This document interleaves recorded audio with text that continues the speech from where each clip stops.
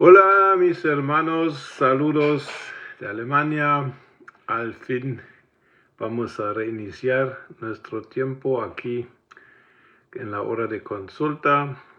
Siempre animo a todos a enviarme sus preguntas y también me gusta siempre saber de dónde me están viendo y oyendo. Y quiero iniciar como siempre con una pequeña canción para alabar a nuestro Dios y también con la petición de que se pongan a orar por mis nietos. Tengo dos de mis nietos están un poco enfermitos. Una que se llama Mila tiene problemitas de su presión y de su frecuencia cardíaca, y otro, el más chiquito, se cortó el dedo ayer fuertemente y se cortó 2 tendones.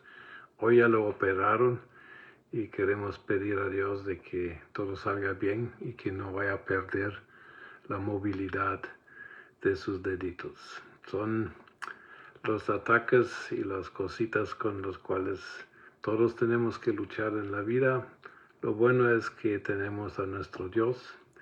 Y lo bueno es también que nos tenemos los unos a los otros en la iglesia, porque si la iglesia tiene un sentido mayor es que podamos ayudarnos orando unos por otros, ayudándonos de otras formas, animándonos, compartiendo lo que Dios ha hecho en nuestras vidas y cosas por el estilo.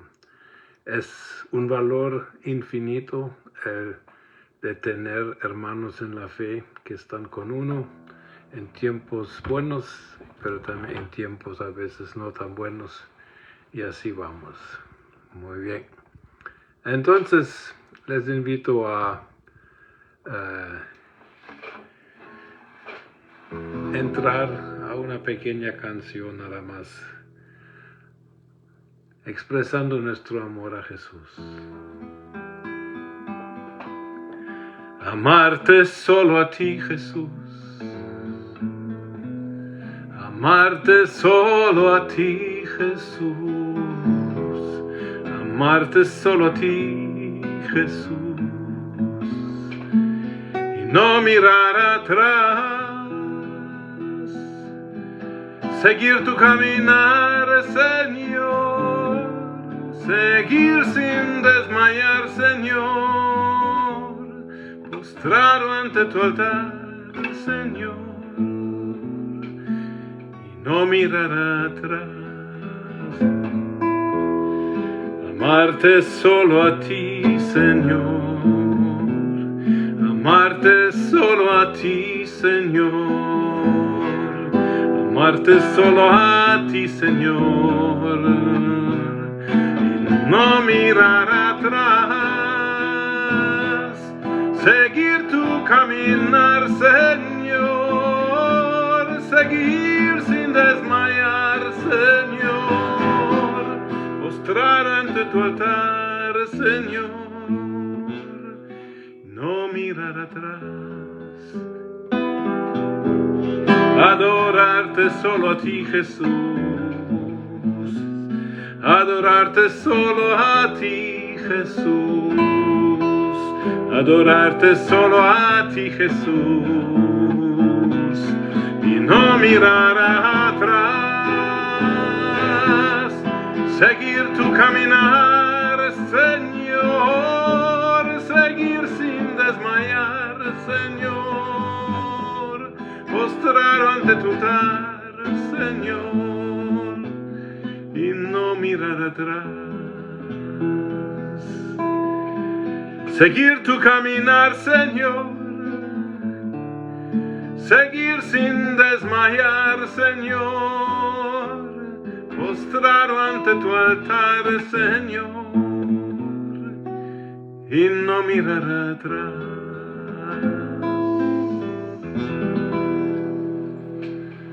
Amén. Pues mis queridos hermanos, saludos a Janet, a Conchita, a Eduardo, a Luis, Esos son los nombres que puedo ver desde aquí. Y hoy queremos seguir con el libro de Efesios. La vez pasada hablamos de la parte de Efesios 6 del 1 al 9 y hoy vamos a seguir. Y voy a leer la primera parte del texto porque todavía no sé, como siempre, hasta dónde nos va a llevar el Señor. En Efesios 6, versículo 10, leemos lo siguiente. Por lo demás, hermanos míos, fortaleceos en el Señor y en su fuerza poderosa. Vestíos de toda armadura de Dios, para que podáis estar firmes contra las acechanzas del diablo. Porque no tenemos lucha contra sangre y carne, sino contra principados, contra potestades, contra los gobernadores de las tinieblas de este mundo, contra huestes espirituales de maldad en las regiones celestes. Lo primero que uno tiene que resaltar aquí es que en el versículo 9, Pablo termina de hablar sobre la relación entre un empleado y su patrón, o sea que alguien que trabaja para algún jefe. Antes hablaba de la educación de los hijos y en el final del capítulo 5 estaba hablando de la relación matrimonial, esposo y esposa. Y aquí, como uno podría sentirlo, un cambio brusco del tema, o que viene de procuren tratar a vuestros jefes y patrones como si trabajaran para Jesús. Y de repente empieza a hablar de no tenemos lucha contra carne ni sangre, sino contra huestes, y empieza a hablar de la armadura de Dios, un texto muy conocido, y empieza a hablar de esta lucha espiritual en la cual realmente nos vemos en alguna forma también involucrados.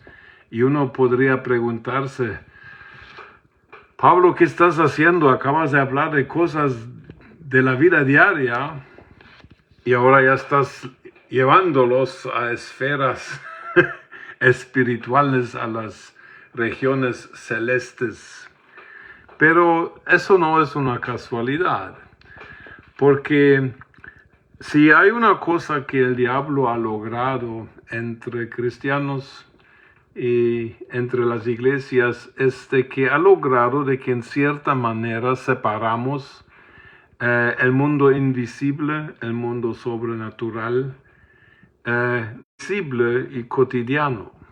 Hemos hecho una división a veces incluso entre lo que llamamos lo sagrado, o sea que y las relaciones cotidianas en las cuales estamos todos los días. Y la Biblia no hace esa diferencia. La Biblia no divide la vida en vida espiritual y vida, ¿qué sería? ¿Vida normal? No, la vida es por sí espiritual porque el ser humano se define, bíblicamente hablando, nosotros somos un espíritu que tiene un alma que vive en un cuerpo físico. En primer lugar, somos espíritus y no cuerpo, porque Dios es espíritu, dice Juan 4:24, y nosotros hemos sido creados a la imagen de Dios. Entonces, lo espiritual realmente debería ser el aspecto más fuerte y predominante en nuestra vida, y deberíamos ver la vida a nivel de nuestros pensamientos, las facultades del alma, y la vida física, la vida material, lo deberíamos ver desde el punto de vista espiritual en primer lugar. Y por eso, cuando Pablo cambia hablando de la familia y del trabajo, y luego sigue hablando de huestes espirituales, eso no es una casualidad, porque el mundo invisible espiritual, tanto el bueno, que es la realidad y la dimensión de Dios, como el malo, que es la dimensión de Satanás y sus jerarquías, tienen influencia sobre nuestra vida material. Y si somos sinceros, ¿no será que en el contexto de matrimonio, en el contexto con nuestros hijos y en el contexto laboral, experimentamos la gran mayoría de nuestras luchas grandes o pequeñas y a veces incluso grandísimas? Ayer escuché una estadística de que en Alemania un matrimonio, el promedio que tarda un matrimonio alemán son 15 años, imagínense. Hay problemas, hay un potencial terrible de luchas, de peleas, de pleitos, de heridas a nivel de matrimonio y a nivel de padres e hijos igual. Hay un potencial fuerte de luchas y a nivel laboral también estamos realmente desafiados. O sea que el cristiano hace bien en vivir en la conciencia de que debería evaluar todo lo que vive desde primeramente el punto de vista y la posición espiritual. Por eso en Efesios 2:6 aprendimos que un aspecto de nuestra salvación, del cual no siempre estamos conscientes, ha sido de que Dios nos hizo sentar juntamente con Cristo en estas regiones celestiales. Quiere decir que deberíamos evaluar todo espiritualmente y no deberíamos hacer una división entre lo espiritual y lo material, porque la Biblia no lo hace. Dios, el Espíritu, creó todo lo que es material, incluso nuestras vidas. Entonces, lo que realmente debería ser el impulso y lo esencial es lo espiritual. Entonces, evaluamos nuestras vidas espiritualmente en primer lugar o las evaluamos, en el peor caso, solamente a nivel material. Yo creo que si nosotros entendiéramos que muchos, tal vez no todos, pero muchísimos de los desafíos y problemas y sufrimientos que sufrimos, que tienen realmente su causa en el mundo espiritual. Por ejemplo, cuando nosotros no vivimos el matrimonio de acuerdo a los principios y los valores que debería tener un matrimonio cristiano, nosotros nos abrimos a fuerzas espirituales que tienen como fin de destruir nuestro matrimonio. Si nosotros crecemos a nuestros hijos no de acuerdo a lo que acabamos de ver la vez pasada, nosotros abrimos las vidas de nuestros hijos a fuerzas espirituales que existen, que son más que reales. Y si nosotros no funcionamos en el mundo laboral de acuerdo a los principios de Dios, nosotros también abrimos siempre puertas para que el mundo espiritual, el negativo, el malo, pueda empezar a atacarnos. Miren, a veces se nos olvida, la realidad del mundo espiritual.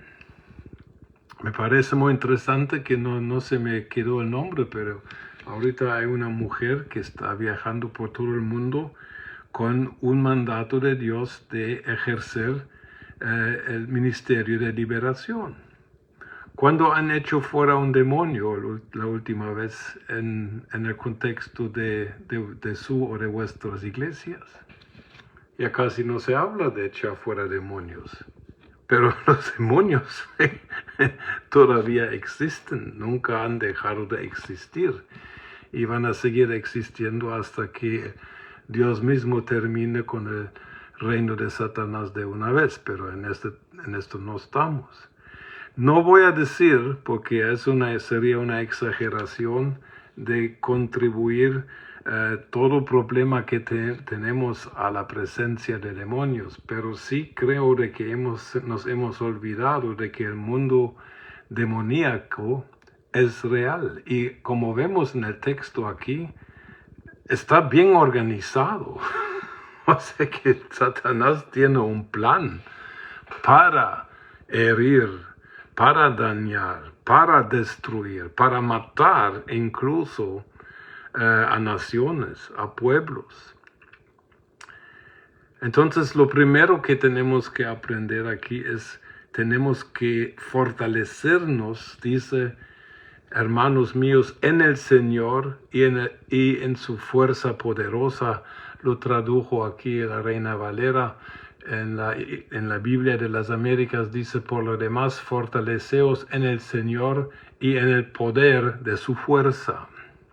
Y cuando usa aquí la palabra poder y fuerza, no está hablando de dinamis, a lo que muchos piensan, sino está hablando de otros términos como kratos.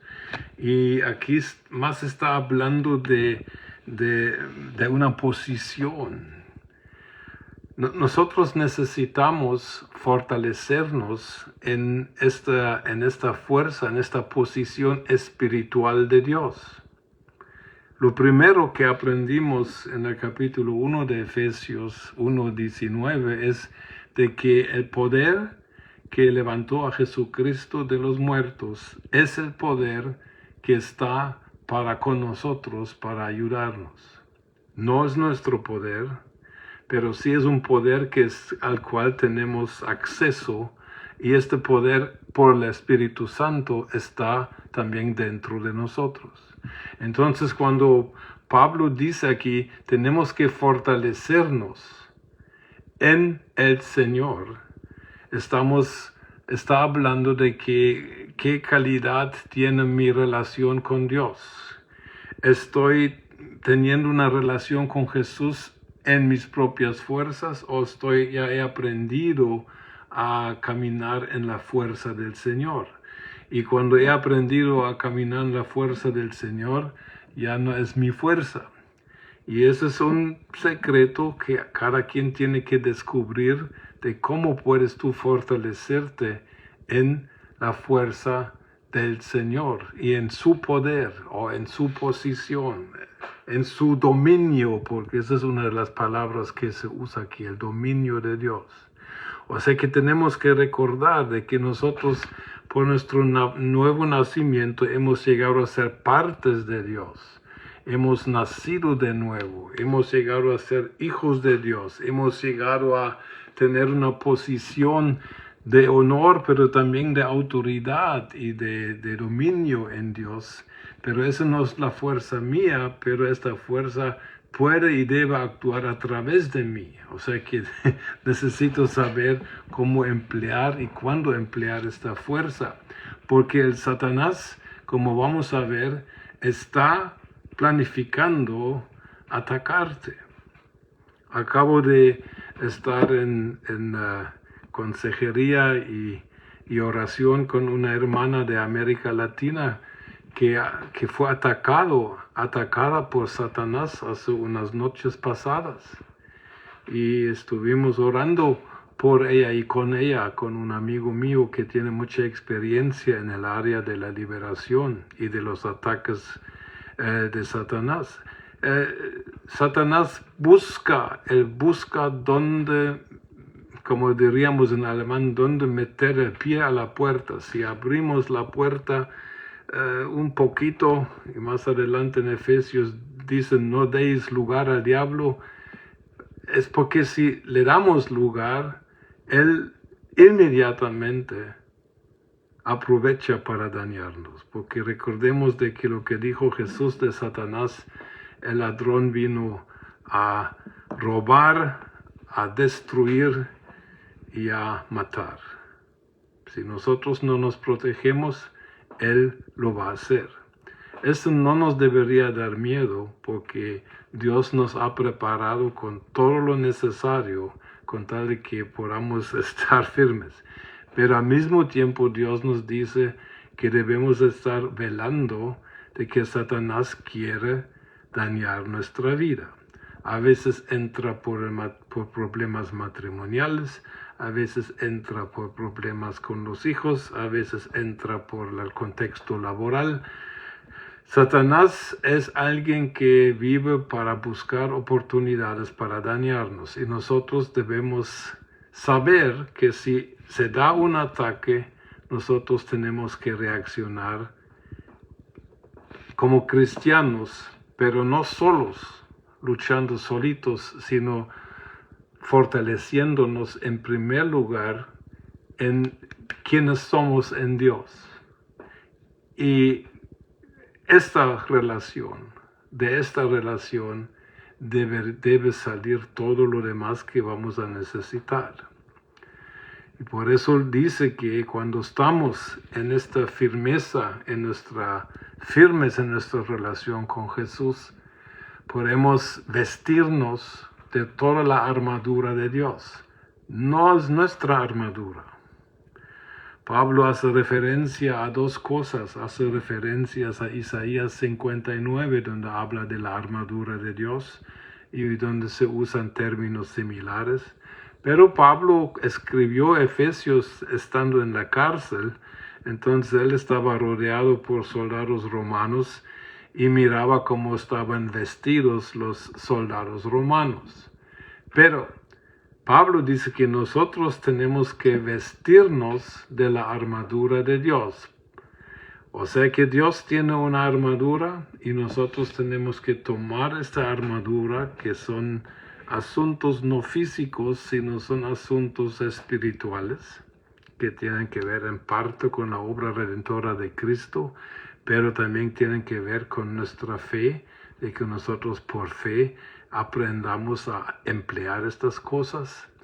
Y dice, vestidos de toda armadura de Dios. O sea que Dios te está dando, aquí está, ahora póntelo, para que podáis estar firmes contra las acechanzas del diablo.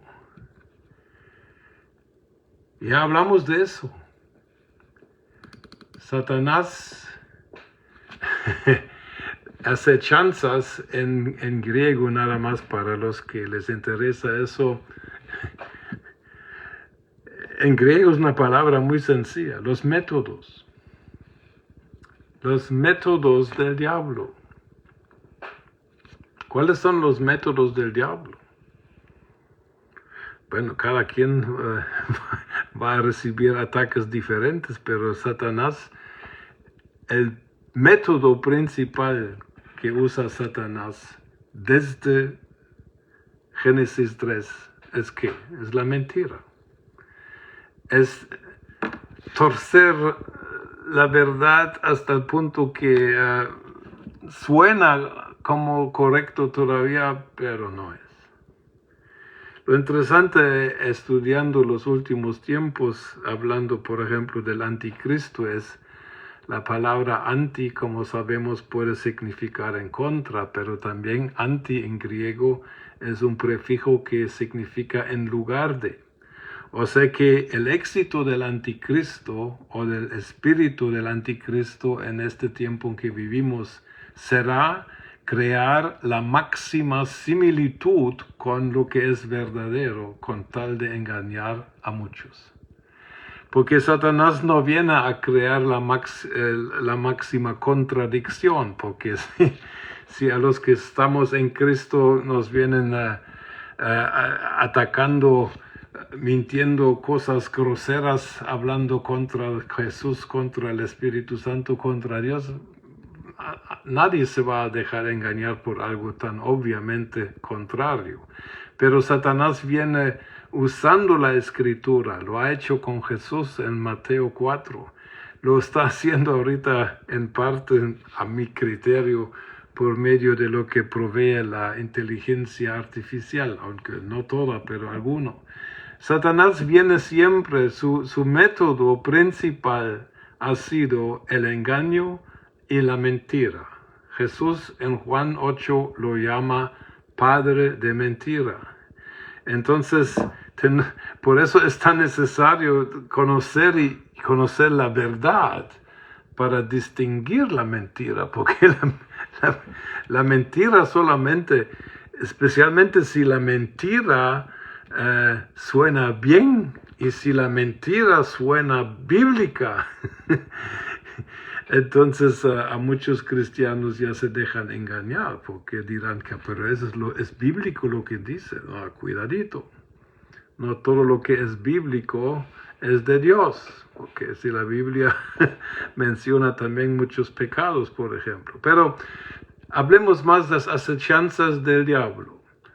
El diablo vendrá con el fin de engañarnos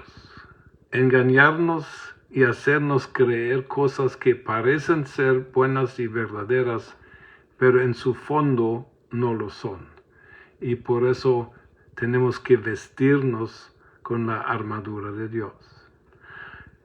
Una de las cosas de las cuales el método de Satanás, aparte de la mentira, y tal vez es de que nosotros creemos que nuestra lucha es en contra de otras personas. Porque el versículo 12, muy conocido, dice, porque no tenemos lucha contra sangre y carne. ¿Qué quiere decir eso? Bueno, sencillamente, nuestra lucha espiritual no es contra seres humanos, sino contra, y luego viene la lista de la jerarquía satánica. Pero aquí hay que parar y considerar lo siguiente. Si tú identificas como un ser humano, un hermano en la fe, un pastor, un expastor, no importa. Si tú en tu corazón lo identificas como enemigo contra el cual te toca luchar, ya fuiste engañado por Satanás. Ya caíste en su método de mentira, porque aquí la Biblia nos dice claramente que nuestra lucha no es contra seres humanos, sino contra seres espirituales malignos. Claro, seres humanos pueden ser llenos de espíritus malos. Pero cuando nosotros tratamos con alguien que tenga un demonio, nuestra meta como cristianos, buenos y normales, según Marcos 16, del 15 al 18, nosotros vamos a librar a esta persona del demonio porque amamos a esta persona, pero luchamos contra el mal espíritu que está en ellos. En mi experiencia pastoral, no siempre es posible luchar contra los espíritus que están en las personas. Estoy hablando de los espíritus malos. Pero a las personas las tenemos que seguir amando y respetando como personas hechas a la imagen de Dios. Y cuando tenemos lucha con ellos, tenemos que recordar, nuestra lucha no es contra la persona, sino contra la fuerza maligna que posiblemente se ha apoderado de esta persona. Es algo muy importante para recordar, porque si no, Satanás nos engaña, y en lugar de que nosotros nos levantemos con la fuerza del Señor dentro de nosotros, en lugar de que nosotros realmente quitemos a Satanás su poder sobre una persona, nosotros luchamos contra la persona, y el diablo y el demonio que está se alegra porque sabe que ya lo engañé, está luchando en contra de lo incorrecto. Por eso tenemos que estar conscientes, esta lucha espiritual es real, pero nuestra lucha espiritual se tiene que dirigir hacia y en contra de poderes malignos y no en contra de seres humanos creados a la imagen de Dios, aunque no sean cristianos todavía, y también aunque sea que sean cristianos, quienes han sido apoderados por Satanás de alguna forma.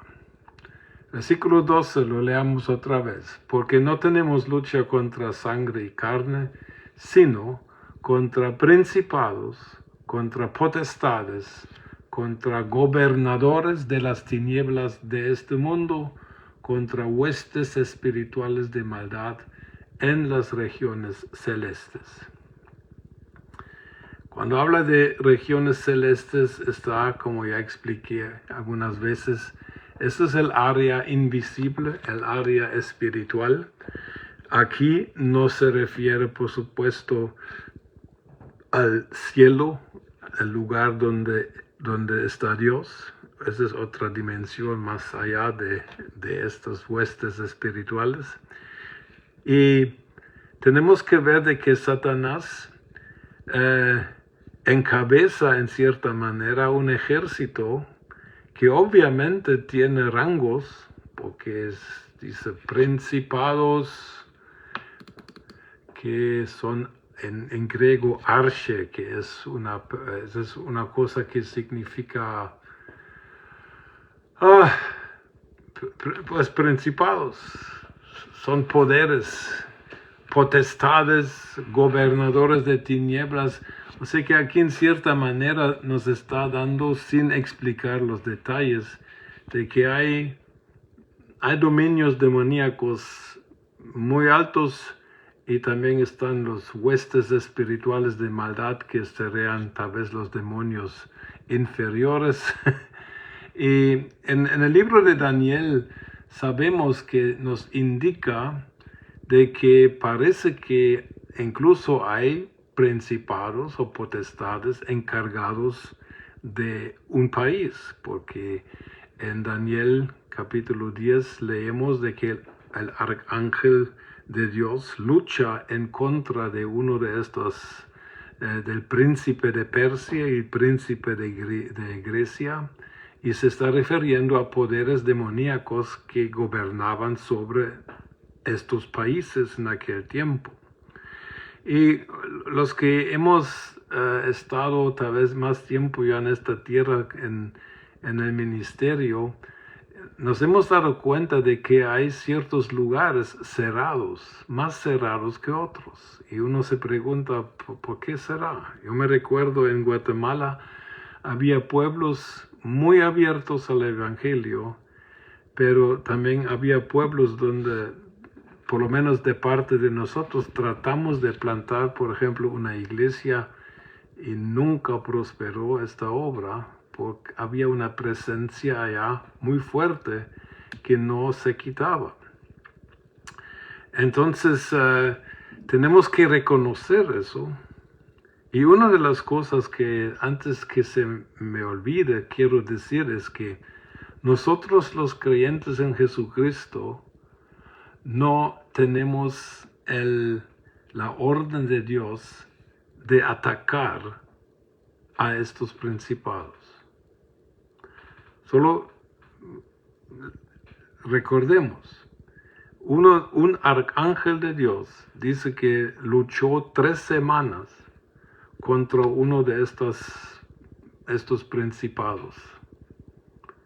¿Qué vamos a hacer nosotros? Miren, nuestra lucha tenemos que estar conscientes que existe una lucha, pero también tenemos que estar conscientes de que nosotros no somos los indicados para batallar en contra de estos huestes.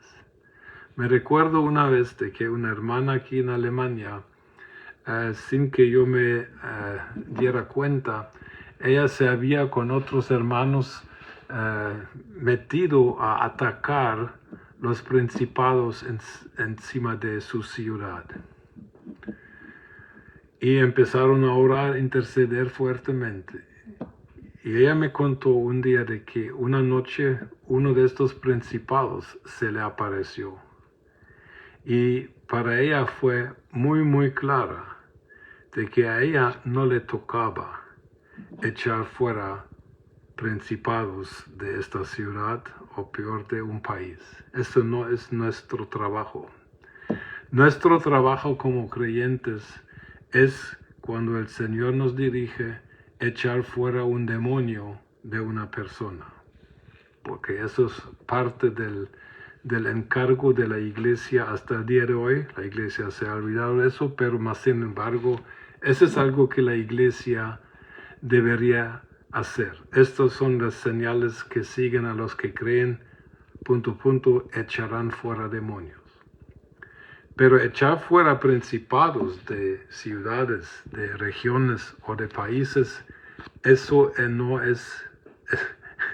no puede ser nuestro trabajo. Si nada más el ejemplo de Daniel, si el arcángel Miguel tarda 3 semanas para luchar contra el príncipe, no sé, de Persia o de Grecia. No, esa es cosa de Dios y sus arcángeles, no es cosa de nosotros. La lucha significa que tenemos que estar conscientes de que estas cosas pueden influir a todos que si no caminamos con Dios. Pero atacar a estos huestes, estos principados, no lo aconsejo de ninguna manera. Aquí en Alemania, por ejemplo, hace muchos años, acabábamos de plantar la primera iglesia aquí y tenía la visita de un amigo profeta que ya se murió y me lo llevé a 3 lugares donde estábamos orando para ver si podríamos plantar otra iglesia en uno de estos pueblos. Y fuimos a 3 lugares. El primer lugar, el profeta dijo, aquí los campos están blancos para la cosecha. Y allá sí plantamos la segunda iglesia y esta iglesia todavía existe, ya cumplió 20 años el año pasado y siguen adelante. Otro pueblo que visitamos, el profeta dijo, aquí hay una fuerza gobernando que por el momento no se puede hacer nada. Y hasta el día de hoy no se ha podido plantar una iglesia en este pueblo, que está a 15 minutos de mi casa. O sea que tenemos que estar conscientes de estas cosas. Y yo aconsejo a todos, no te vayas a meter mucho a estas luchas, a menos de que estés en un equipo y a menos de que haya una consejería espiritual realmente fuerte, porque esas son áreas que son delicadas. Nosotros tenemos que estar conscientes a nivel personal de que estas cosas influyen, pero nuestra lucha no significa de que nosotros tenemos que estar involucrados en atacar a estos principados o, como dice aquí, potestades o gobernadores de las tinieblas. Nuestro encargo es, y lo enfatizo con toda seriedad del caso, lo único área donde nosotros podemos intervenir es cuando en el nombre del Señor Jesucristo, que vino de Nazaret, que vino en la carne, echemos fuera el demonio de una persona. Allá se terminó nuestra tarea. Todo lo que va más allá arriba no es cosa nuestra. Es cosa nuestra, pero solamente a nivel de estar orando, de estar ayunando y de estar evangelizando. Y lo demás, que lo haga Dios. Versículo 13 dice, tomando en cuenta la realidad espiritual que nos rodea, no nos tiene que dar miedo, pero tenemos que estar conscientes de esta realidad. Por tanto, tomad toda armadura de Dios, otra vez, por un lado nuestra responsabilidad de ser activos en tomar y ponernos la armadura de Dios. Y luego dice que para que podáis resistir en el día malo.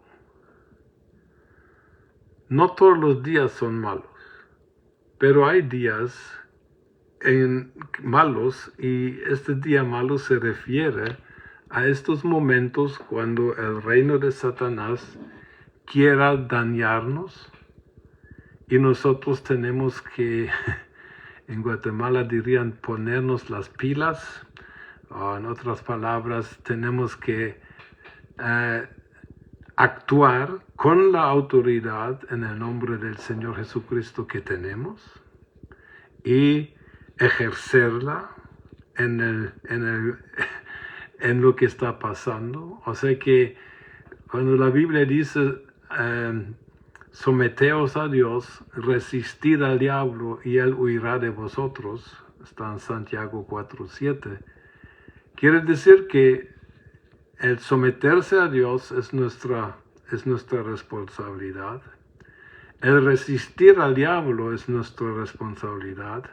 El resultado será correcto si nosotros realmente ejercemos la autoridad que tenemos en el Señor Jesucristo. Por tanto, tomad toda la armadura de Dios para que podáis resistir en el día malo. Y ahora viene una frase muy, muy interesante e importante. Habiendo acabado todo, estar firmes. O sea que aquí se trata de una situación de defensa. Un demonio, por medio de personas, por medio de circunstancias, no importa cómo, pero un demonio quiere atacarte a ti o a tu familia. Pablo dice, deberías estar preparado antes de que ataque. Deberías haberte puesto la armadura de Dios antes del ataque, porque imagínate la escena de una batalla. Estás sin armadura, estás sin casco, estás sin coraza, no está tu espada, no tienes puesta la armadura de Dios y ahorita te vienen a atacar. ¿Te da tiempo a ponértela? No. Por eso, el ponerse la armadura de Dios debería ser un ejercicio, una rutina normal de todos los días en la mañana cuando te pones a orar. Ojalá que lo hagas. Y te pones y estás firme, estás preparado antes de que pase. Eso también quiere decir de que tú ves una situación que potencialmente podría crear un ataque de Satanás, entonces tú vas a prevenir, porque mejor es prevenir que lamentar. Habiendo acabado todo, quiere decir que yo puedo estar preparado antes de que suceda el ataque. Pero si somos sinceros, la mayoría de nosotros somos atacados y no estamos preparados.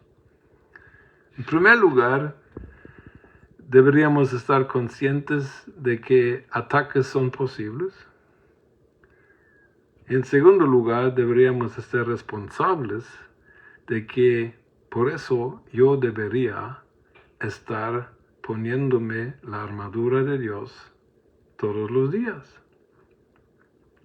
Es una cosa que te tardas unos minutos, nada más diciendo, en el nombre de Jesús me pongo, y allá vas por las partes y te los pones y estás preparado. Por supuesto, prepararse también significa de que constantemente estemos también meditando en el sentido profundo de las partes de la armadura.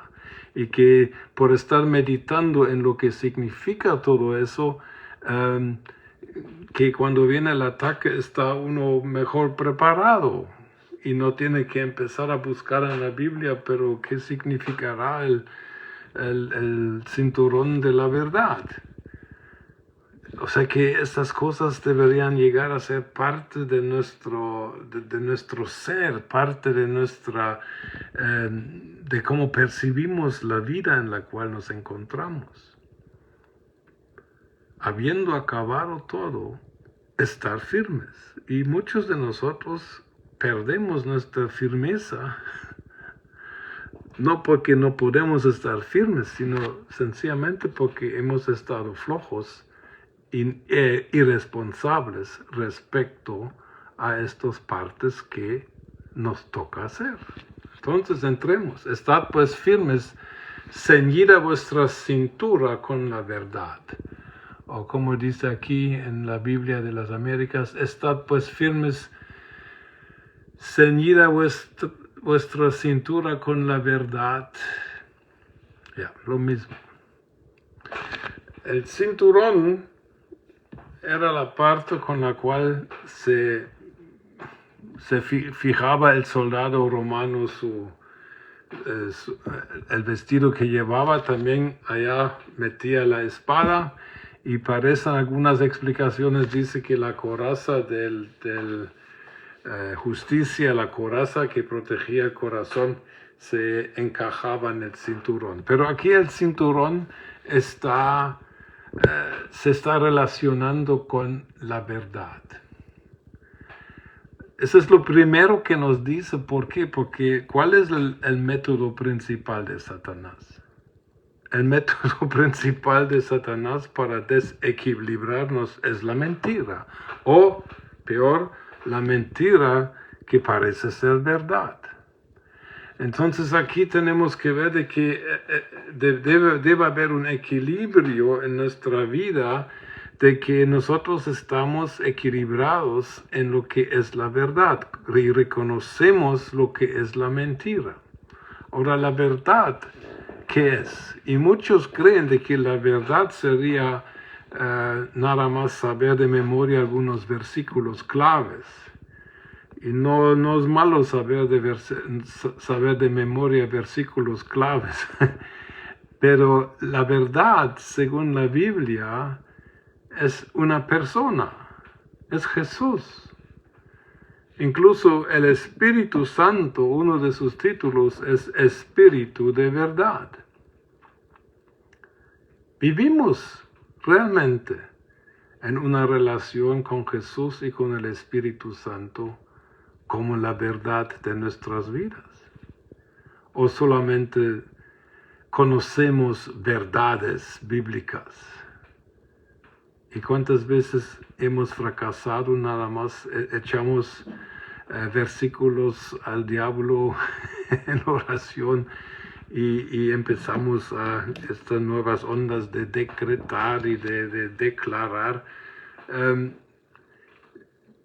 La verdad, el cinturón de la verdad es de que lo que a mí realmente me mantiene equilibrado y lo que a mí me ayuda a guardar mi compostura es de que yo estoy en una real relación con Jesús, quien es la verdad, y con Él estoy camino hacia el Padre, el camino hacia la eternidad. Ceñir nuestra cintura con la verdad tiene que ver, en primer lugar, con tener una relación con Jesús como nuestro Señor y no solamente como nuestro Salvador. ¿Es Jesús realmente nuestra verdad en este sentido? ¿O tenemos otras verdades? ¿Tenemos otras alternativas? Abusamos a Jesús para unos aspectos de la vida, pero para otros aspectos Jesús está fuera. No. La verdad de Jesús, el cinturón de la verdad tiene que ver, vivimos realmente en Cristo. Y eso es uno de los temas principales de Efesios, estar en Cristo. Si estamos en Cristo, nuestra cintura está ceñida de la verdad. Si solamente estamos en una religión, si solamente hemos cambiado de una religión a otra, aunque con título cristiano, no es suficiente. Tenemos que estar en Cristo. Tenemos que estar en la verdad de lo que Cristo hizo por nosotros. Y la obra de Jesucristo es mucho más de solamente de que nos haya perdonado nuestros pecados. La obra en Cristo es que Jesucristo nos ha incluido en su plan para todo el mundo. Dios quiere unir todas las cosas en el cielo y en la tierra. Efesios 1:10. Dios quiere incluirnos en todo eso, a lo que vino Jesús. Y Jesús no solamente vino a salvarnos, claro, eso también. Pero Jesús nos vino a salvar con un plan mayor, un plan eterno. ¿Estamos en esta verdad o solo abusamos del perdón de Dios para que nuestra conciencia pueda estar un poquito más tranquila? No.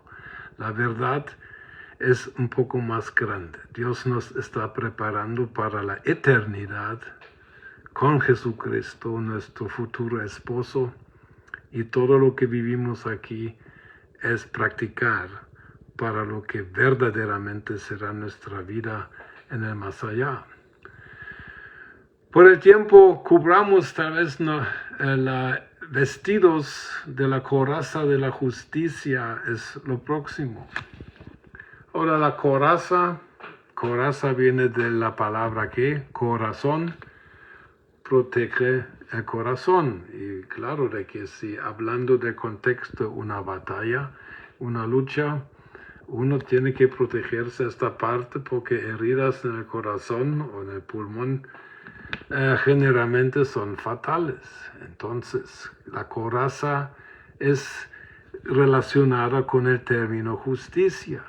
Y la justicia otra vez es una cosa de identidad, porque la Biblia dice dos cosas. Uno de los nombres de Dios es Jehová Tzidkenu, el Señor nuestra justicia. Pero en 2 Corintios 5:21 dice que nosotros en Cristo somos la justicia de Dios en Cristo. O sea que... y aquí viene una cosa que exige fe. ¿Crees tú que eres la justicia de Dios? Si tú has nacido de nuevo en Cristo, la Biblia dice tú eres la justicia de Dios. Y ahora la justicia, ¿por qué es importante la justicia de Dios? Porque la justicia en la Biblia, y por eso recomiendo leer algunos de mis libritos, la justicia es una identidad, es una posición la cual Dios nos otorga por creer en Cristo, y esta posición nos da acceso a todos los recursos que corresponde, según la Biblia, al justo. Jesucristo ganó esta justicia porque Él, siendo inocente sin pecado, Él como sacrificio perfecto fue a la cruz, y como Él inocente recibió en sí todo el castigo por el pecado del mundo y de todos los hombres, Él ganó una justicia que ahora puede otorgar o regalar a los que creen. Y por eso Romanos 5:17 habla de que los que hemos recibido el don de justicia podemos reinar en vida. La justicia no es nada que nosotros podemos alcanzar en nuestras fuerzas o medios. La justicia nos tiene que ser otorgada y regalada, y si por fe nosotros aceptamos lo que Jesucristo hizo por nosotros en la cruz, Dios en cambio a nosotros nos declara justos. Romanos 5:19 lo dice que tal como por Adán todos fueron constituidos pecadores, ahora en Cristo todos los que han nacido de nuevo hemos sido constituidos justos.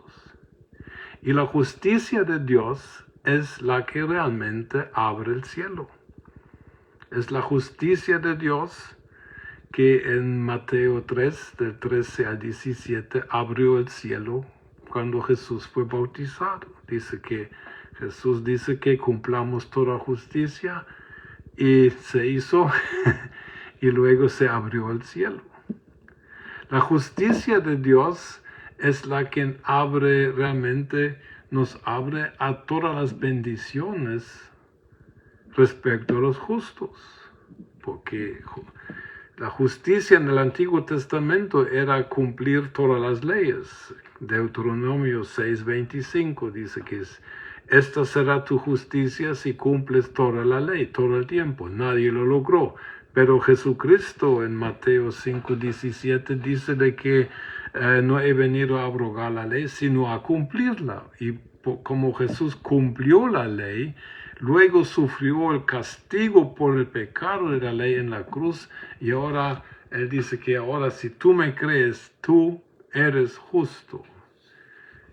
¿Y cuáles son las promesas para los justos? Heredarán la tierra, y hay que leer, por ejemplo, Salmos 34, 37.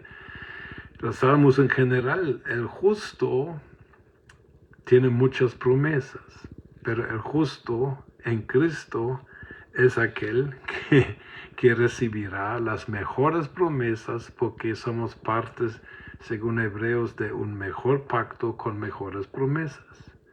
Entonces la coraza de justicia significa que en nuestro corazón seamos protegidos de la mala tentación de buscar nuestra propia justicia, la cual no podemos alcanzar, pero la tentación de tratar de ser justo en mis propios medios delante de Dios por actos religiosos, esta tentación está en la carne de cada ser humano. Nuestro corazón tiene que estar protegido por todo intento de buscar mi propia justicia fuera de la justicia de Dios, y la justicia de Dios sola y únicamente se consigue estando en Cristo Jesús. Entonces, en nuestra lucha espiritual contra Satanás y su ejército, esa es una de las cosas que Satanás nos quiere robar, haciéndonos creer mentiras de que nosotros podamos llegar a ser justos de otra forma. Cuando la Biblia dice que el justo por la fe vivirá, también está diciendo el justo no confía en su propia fuerza para ser justo, sino que el justo ha recibido la identidad de justicia por haber creído en Jesucristo, y ahora ejerce esta justicia que es su identidad por medio de la fe, y por medio de la fe todo le es posible, sencillamente. Bueno, mucha información tal vez, pero vamos a parar aquí para que nos quede algo para la próxima semana. Entonces la próxima semana seguimos con Efesios, ya entonces hablando de los calzados y del yelmo o del escudo de la fe, ¿cómo se llama? No estoy viendo yo. Ahí está todo, lo vamos a ver. Como dije al principio, si hay preguntas, favor de ponérmelas y poco a poco las voy contestando. Y también, de último, otra vez la petición de que me ayuden a orar por mis 2 nietos que están un poco malitos. La grande se llama Mila, tiene 10 años, y el más chiquito tiene 7 años, Mateo, y que Dios les conceda la sanidad que necesitan con los problemitas que tienen. Les quiero mucho, saludos a donde me estén viendo y hasta el próximo martes.